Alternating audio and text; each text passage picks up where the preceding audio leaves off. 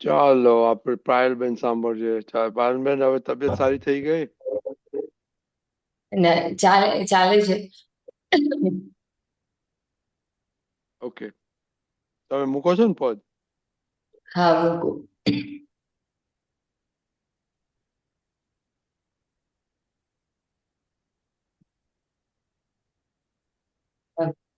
જય સચ્ચિદાનંદ.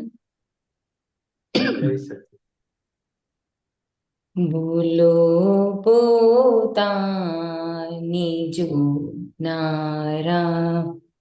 જગતમાં થઈ શકે ભગવાન. ભૂલો પોતાની જોનારા જગતમાં થઈ શકે ભગવાન. ફરીથી થાય નહીં તે ભૂલ, સદા જાગૃત હોય ભગવાન.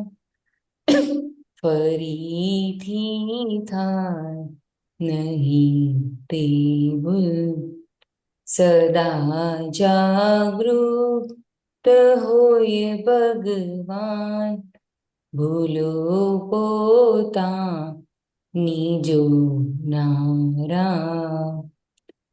નથી જે નથી જે દેહના માલિક, નથી વાણી પે માલિકી ભાવ, નથી જામા લીકી મનની, થયા વિતરાગ ભાવ સ્વભાવ. ભૂલો પોતાની જોનારા જગતમાં થઈ શકે ભગવાન. ફરીથી થાય નહીં તે ભૂલ, સદા જાગૃત હોય ભગવાન. ભૂલો પોતાની જોનારા ગનેગારી જુએ ખુદની, તે સવડી સમ્યકી દ્રષ્ટિ. પરાયાના ગુના જુએ તે અવળી છે મિથ્યા દ્રષ્ટિ. ભૂલો પોતાની જોનારા જગતમાં થઈ શકે ભગવાન. જે પોતાના જુએ દોષો, જગત તેને દિયે છોડી. બીજાના દોષ દેખે છે ત્યાં સુધી જીવતી હોવી. ફરીથી થાય નહીં તે ભૂલ, સદા જાગૃત હોય ભગવાન. ભૂલો પોતાની જોનારા કરુણા રાખવા જેવું જગત છે દંડ કરશો નહીં. ન જુએ કોઈને દૂષિત, તે દાદા પૂર્ણ જ્ઞાની અભય. ભૂલો ની જોનારા જગતમાં થઈ શકે ભગવાન. જગત દોષી તે દેખાશે, ત્યાં સુધી છે ભટકવાનું. બધી છે કર્મ પોટલીઓ, નિકાલે શેષ ભગવંત હું. ભૂલો પોતાના જગતમાં થઈ શકે ભગવાન. ફરીથી થાય નહીં તે ભૂલ. સદા જાગૃત હોય ભગવાન. ભૂલો પોતાની જોનારા. જય સચ્ચિદાનંદ. જય સચ્ચિદાનંદ. બહુ સરસ પદ કાઢ્યું તમે. કેમ આજે આ મળ્યું?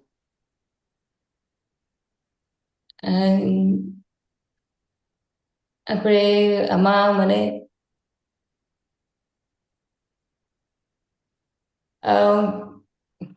એટલે કોઈ એવું એકદમ પેલું કારણ નહોતું, પણ આજે આ પદ યાદ આવ્યું એટલે ગવાયું છે. Okay, very good. બહુ સરસ, બહુ સરસ. શું જાણવું છે આમાં સંતોષાનંદજી પાસે?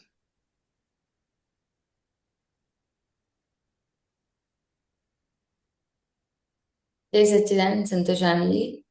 જય મને સચ્ચિદાનંદ. આમાં આ બે લાઈન ઉપર મને સમજાવો. નથી જે દેહના માલિક, નથી વાણી પે માલિકી ભાવ, નથી જ્યાં માલિકી મનની, થયા વિતરાગ ભાવ સ્વભાવ. એટલે ભગવાનની ભૂમિકાની વાત કરી છે કે ભગવાનની ભૂમિકા કેવી હોય, દેહ સાથે હોય આપણી વચ્ચે, તો એમની ભૂમિકા કેવી હોય તો કે દેહના પણ માલિક ના હોય, વાણીના પણ માલિકી ના હોય અને મનની પણ માલિકી ના હોય. એટલે કે મન વચન કાયાના માલિક ના હોય એ ભૂમિકા વાળા હોય ભગવાન. તો એ કેવા હોય તો કે વિતરાગ ભાવ સ્વભાવ, એટલે કે એમનો સ્વભાવ જ વિતરાગ હોય. તો કે આપણે ત્યાં સુધી જવાનું છે. તો કે ક્યારે જવાય ત્યાં સુધી? તો કે પોતાની ભૂલો જોવે ત્યારે જઈ શકાય ત્યાં સુધી. એટલે પહેલી લીટીમાં કીધું ભૂલો પોતાની જોનારા જગતમાં થઈ શકે ભગવાન. એટલે કે ભગવાન ને આપણી અંદર ભેદ કેટલો રહ્યો છે, જુદાઈ કેટલી રહી છે? તો કે ભગવાન ભૂલ વગરના છે અને આપણે હજુ ભૂલ વાળા છે. આપણે એટલે કોણ? તો કે જ્યારે આપણે એ બોલીએ ત્યારે અંદર આપણે ભેદ વિજ્ઞાન પ્રાપ્ત થયા પછી એ ભેદ વાળી ભાષા આપણી અંદર ચાલવી જોઈએ. જ્યાં જ્યાં આપણે બોલીએ કે મેં આમ કર્યું એટલે તરત ત્યાં આગળ ભાષા આવી જોઈએ. મેં એટલે કોણ? એટલે હું હા, તો કે તરત અંદર એ છૂટું પડતું જવું જોઈએ. એટલે કે હવે એ છૂટું જેમ જેમ પડતું જશે ને એમ એમ આપણને આપણી વાણી ઓળખાશે, મન ઓળખાશે. કે કોઈની જોડે પણ ડીલિંગ જ્યારે કરતા હોઈએ ત્યારે મન અંતસ્કરણથી બધી શરૂઆત થાય. તો કે આપણે કોઈ આવ્યું, નોકર આવ્યો તો તરત અંદર ઊભું થાય કે હવે આવ્યો એટલે એની જોડે આટલું કામ લેવાનું છે. એ આપણને અંદર અંતસ્કરણના લેવલ ઉપર એ દેખાય. મનમાં ઊભું થાય, બુદ્ધિ ચાલે, એ આપણને દેખાય. એ પ્રમાણે પછી અંદર અંતર વાચા ચાલે તો કે એ પણ આપણને દેખાય. પછી બહાર જે વાણી નીકળે છે એ પણ દેખાય. તો કે એ આખું એ આખી આપણી અંદર જેમ જેમ જેમ જેમ એ સમજ પાકી થતી જશે અને પ્રેક્ટિસ થતી જશે અંદર, કે જ્યાં જ્યાં પણ બોલવાનું આવે કે કંઈ પણ એ કરવાનું હોય તો અંદર છૂટું પડતું રહેવું જોઈએ. આપણે બોલીએ ખરા કે મેં કર્યું, પણ તરત અંદર છૂટું પડવું જોઈએ. મેં એટલે કોણે કર્યું? તો કે ફાઇલે કર્યું, પણ ફાઇલની જોડે કરાવડાયું કોણે? તો કે વ્યવસ્થિત શક્તિએ. તો કે વ્યવસ્થિત શક્તિએ શું કામ કરાવડાયું? તો કે હવે આપણને જે મન વચન કાયા જે આપણને મળેલા છે એનો ઉકેલ લાવવાનો છે, એ હિસાબ ચૂકતે કરવાનો છે. એટલે વ્યવસ્થિત શક્તિ આપણને જેટલી ફાઇલો ભેગી કરે છે એ બધાની જોડે હિસાબ ચૂકતે કરવા માટે ભેગી કરે છે. એટલે આપણને સામેવાળો નિર્દોષ દેખાશે, ઉપકારી દેખાશે, અને આખો જે અંદર કરુણાનો ભાગ જે છે એ ધીરે ધીરે ખુલ્લો થશે. કારણ કે કરુણા વાળો ભાગ ત્યારે જ ખુલ્લો થાય કે સામેવાળો નિર્દોષ દેખાય ને ઉપકારી દેખાય ત્યારે. કારણ કે એને આપણી જોડે કઈ પણ મિસબિહેવિયર કે કઈ પણ કરવું પડે છે તો કે આપણો કર્મનો હિસાબમાંથી આપણને મુક્ત કરાવવાના છે, એટલે નિમિત્ત સ્વરૂપે એને એવું બિહેવિયર કરવું પડે છે આપણી જોડે. બરાબર. એટલે કે આ આખી સમજણ અંદર ખુલ્લી થતી જશે. અને હમ જેમ જેમ અંદર આ છૂટું પડતું જશે એમ એમ આપણને આપણું મન અને વાણી આખી દેખાતી જશે. અને પછી એ જેટલું એની અંદર જેટલી ક્લિયરિટી આપણને આવતી જશે એટલો એની ઉપરનો માલિકી ભાવ જતો જશે. અત્યારે તો આપણે કોઈને કીધું હોય ને કે તમે આમ કરો અને પછી ના થાય ને રિઝલ્ટ બીજું આવે ને તો તરત આપણે કહીએ ના હું નતો કહેતો આમ કરવાનું હતું, જો આમ કર્યો હોત ને તો આમ થાત. એટલે તરત આપણે માલિક બની જઈએ. કે આખા દિવસ દરમિયાન આપણે જોઈએ ને તો વાણી ઉપર કેટલો બધો માલિકી ભાવ છે ને આપણને ખબર પડે.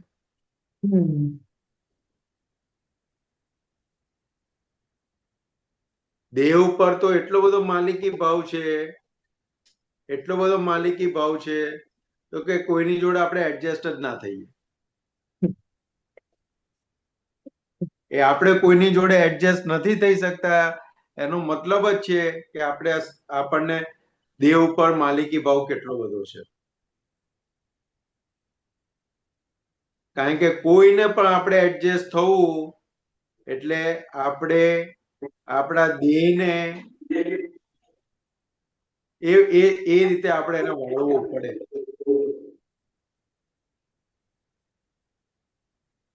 એટલે કે દાદા ભગવાન તો કે આખું જોઈએ તો કે મનના જ્યાં માલિકી નથી મનની, નથી જ્યાં માલિકી મનની, એટલે કે મનના પણ માલિક નથી તો ભાઈ વાણી ને દેહના માલિક ક્યાંથી થાય?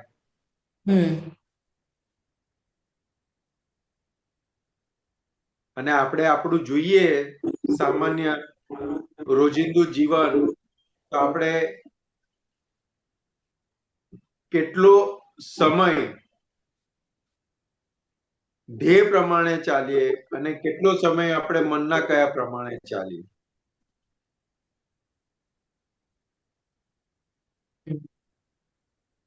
આ બહુ મોટો પુરુષાર્થનો ભાગ છે. કારણ કે સામાન્ય રીતે આપણે જોઈએ ને તો મારી વાત કરું તો બહુ ઓછો સમય હશે કે જે ધ્યેય પ્રમાણે ચલાતું હશે. બાકી મન પ્રમાણે જ ચાલ્યા જઈએ.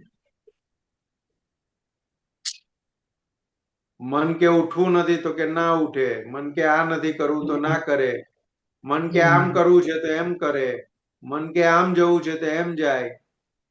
પણ એની અંદર આપણો ધ્યેય ચુકાય છે કે આજ્ઞા ચુકાય છે કે આજ્ઞાની ગોઠવણી નથી થતી, એ બધો ભાગ એ પુરુષાર્થનો ભાગ કાચો પડી જાય છે. પણ આ જેટલું જેટલું ઓળખાતું જશે એટલો આપણો પુરુષાર્થનો ભાગ કઈ જગ્યાએ આપણે રિપેર કરી શક્તિ માંગી અને એને પાક્કું કરવાનું છે આપણને ખબર પડે.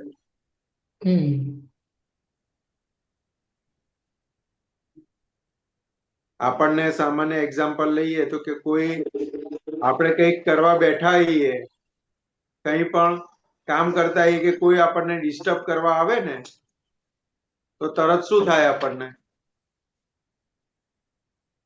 તરત એમ થાય કે ડિસ્ટર્બ કરવા કેમ આવે છે વચ્ચે, એવું થયું. એટલે કે આપણે જે ઇન્ટરેસ્ટ વાળું કામ લઈને બેઠા હોય ને એની અંદર કોઈ આપણને ટકોર કરવા આવે કે કોઈ કઈ કહેવા આવે ને તો તરત આપણને ડિસ્ટર્બ થતા એવું લાગે.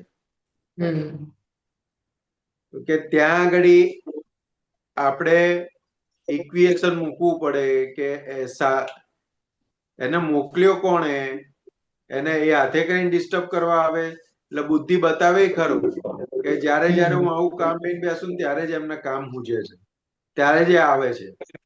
તો કે અભિપ્રાય કામ કરે, બુદ્ધિ એવું બતાવે, પણ કે વાસ્તવિકતા શું છે? કે વાસ્તવિકતા શું છે? તો કે આપણે એવો ગુનાઓ કરીને આવેલા છે, એવા બધાને સળિયો કરીને આવેલા છે, એટલે આજે આપણને કોઈ જંપીને બેસવા ના દે. તો કે આપણને આના ઉપરથી આપણે કેવો માલ લઈને આવેલા છે એ આપણને ખબર પડે.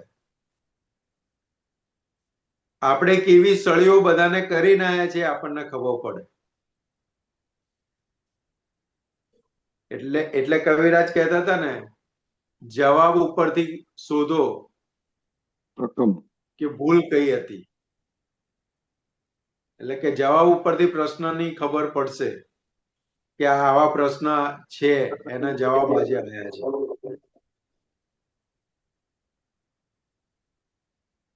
એટલે આ બહુ બહુ અંદર આપણે આખો દિવસ આપણે ચિંતન મંથન કરીએ અંદર તો ઘણું ઘણું બધું હજુ આપણને એવું લાગે કે આપણે હજુ દાદાએ જે આપ્યું છે આપણને, અને આપણે કઈ બાજુ આપણું જીવન વહી રહ્યું છે તો કે આપણને ખબર પડે. આપણા સમય શ્વાસ કઈ બાજુ વપરાઈ રહ્યા છે આપણને ખબર પડે.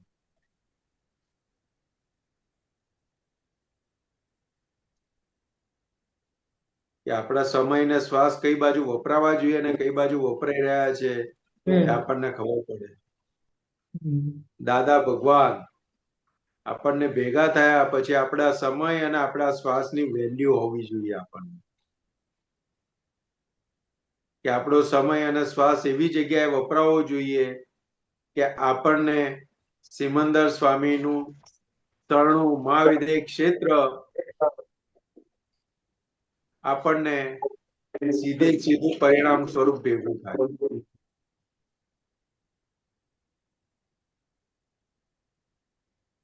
એટલે જેમ જેમ અંદર જેટલું જેટલું આજ્ઞા સ્વરૂપે પુરુષાર્થના ભાગમાં છૂટાપણું જેમ જેમ જેટલું રહેવાશે એટલા આપણે માલિકી ભાવથી મુક્ત થતા જઈશું. માલિકી ભાવ થી મુક્ત થવું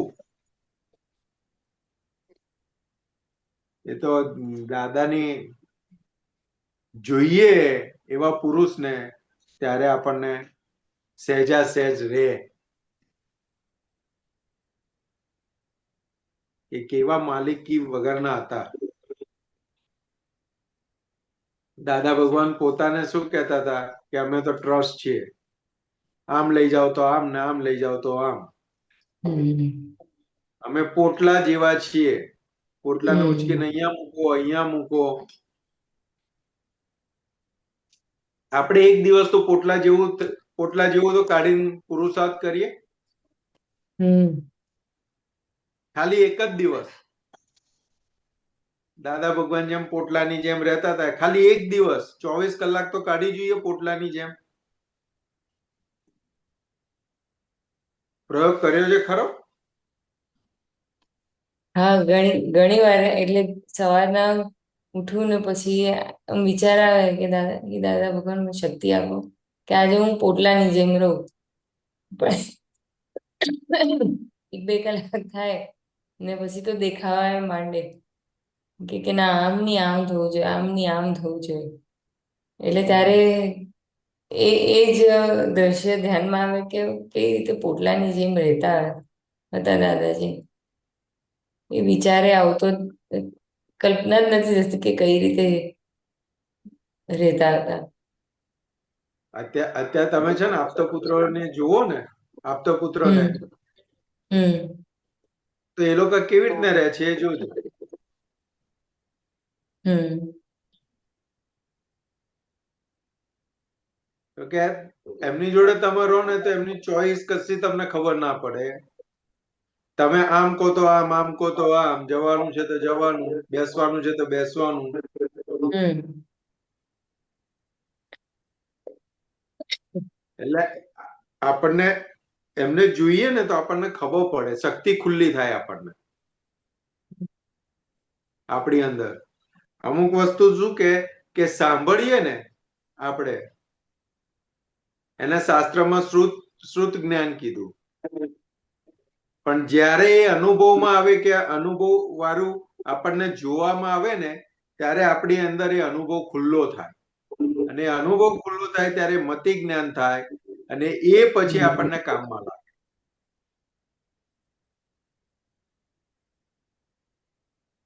એટલે કે સાંભળીએ છે ને, જેટલું જેટલું સાંભળીએ છે ઇન્ફોર્મેશનમાં જાય છે. પછી એની ઉપર ચિંતન મનન કરીએ ને, ત્યારે પછી આપણને એની સમજ ધીરે ધીરે ધીરે પાકી થતી જાય. અને એ જ્યારે જ્યારે એવા કઈ પણ સંજોગ કેવું આવે ને, ત્યારે એ આપણને એ અનુભવમાં અનુભવ સ્વરૂપે આપણને પાકું થાય.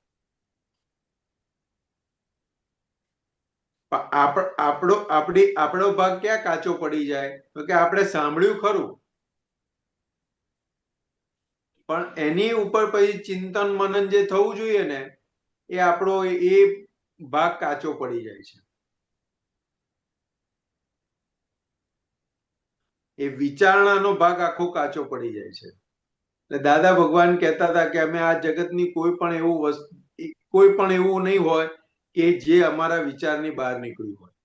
અમે દરેક વસ્તુને વિચારી લીધેલી છે.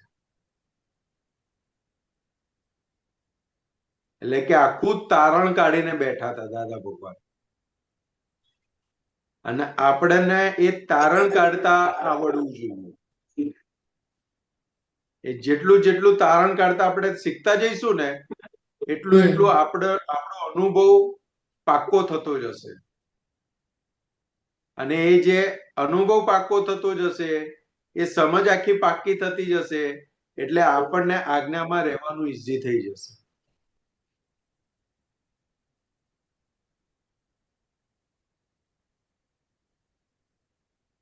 તારણ બરાબર. નીકળવું એટલે શું? તો કે કોઈ પણ વસ્તુ આપણી સામે આવી, કોઈ પણ વાત આવી, એટલે એના બેવ સિક્કાની બેવ બાજુ આપણને દેખાય કે આનાથી નુકસાન શું છે અને આનાથી ફાયદો શું છે. એટલે એક બાજુ હિત પણ દેખાય કે આનાથી આ નહીં કરવાથી મને શું હિત છે એ પણ ખ્યાલ આવે, અને આ કરીશ તો મારું શું અહિત થશે એ પણ ખ્યાલમાં આવે. એટલે હિતાહિતના ભાન સાથેનું આખું તારણ ખુલ્લું થતું છે.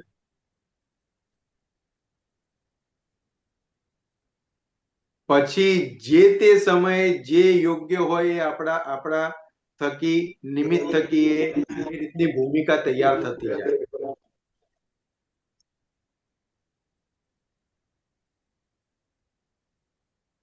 એટલે શાસ્ત્રમાં કહે ને કે તીર્થંકર ભગવાનની હાજરી હોય તો કે અમુક માઇલ સુધી દુષ્કાળ જ ના પડે. પછી હિંસક પ્રાણીઓ એનું હિંસકપણું ભૂલી જાય. તો કે એ આખો અતિશય તો કે એવી આપણી નિમિત્ત સ્વરૂપે એવી ભૂમિકા તૈયાર થતી જાય. તો કે એ આજ્ઞા સ્વરૂપે જેટલું જેટલું આપણો અંદરનો પુરુષાર્થ તારણ નીકળતું જાય, એ પુરુષાર્થ ખુલ્લો થતો જાય, એમ એમ નિમિત્ત સ્વરૂપે આપણી એ ભૂમિકા આ જીવનમાં પણ ખુલ્લી થતી જાય.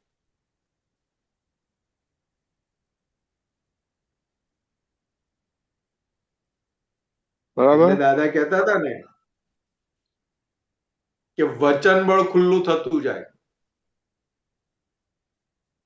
ચારિત્રની શક્તિ ખુલ્લી થતી જાય. એટલે કે હાજરીથી કામ થાય, આંખ ફરે ને કામ થાય, હમ બોલ પડે ને ઝીલાઈ જાય. હમ કે આ બધું ક્યારે? તો કે જ્યારે દેહના માલિક ના હોય, વાણીના માલિક ના હોય, મનના માલિક ના થાય, ત્યારે આવી ભૂમિકા તૈયાર થાય. બરાબર.